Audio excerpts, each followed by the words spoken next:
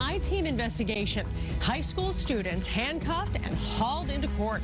The I-Team dug into data from some of the state's largest districts, and they found the number of students having brushes with the law at school has jumped since the return from the pandemic shutdown. Good evening, I'm Paula Eben. And I'm Ana Rodriguez. We wanted to know the story behind these numbers, so WBZ's Christina Hager sat down with students, teachers, and school officials and shows us how one district is trying to address the problem. This was at Natick High School.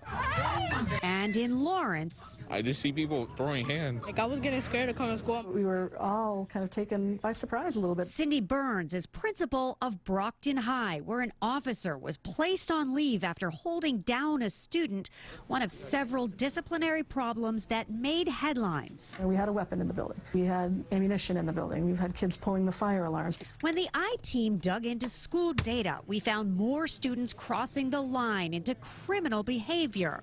Records we obtained from Worcester, Lynn, Brockton, Lowell, Lawrence, and Newton showed at least 23 students were arrested at those schools combined and 56 summons to court before winter break this year. Compare that to 2 years ago before the shutdown.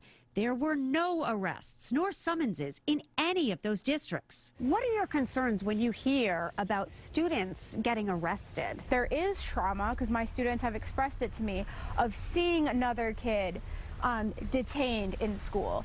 Anna Siders teaches math at Everett High, where a string of fights had the community on edge. We need training and support in that training, how to deal with social emotional crises. Everyone is struggling. Everett High senior Ashley Jose. They just forget how to actually be in school, how to actually react to certain problems and everything. In Worcester, not one student was expelled in the months before the pandemic shutdown.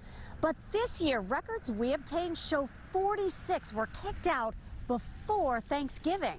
In the same time period in Brockton, police tell us they filed 10 incident reports at the high school. Did you ever think there would be a day when you're bringing metal detectors into your school? No, it is not what I wanted to see happen, but I need my students to be safe. To offset the harsh tone of the 9 new metal detectors at Brockton High, a therapy dog just moved in. There are so-called peacemakers in the halls. Extra counselors have been hired, and a new program to bring in people from the community as monitors. Any place where students are congregating that we need to move them along. In Lawrence and Boston, teachers have demanded better protection. In some cases, they say tensions have cooled off.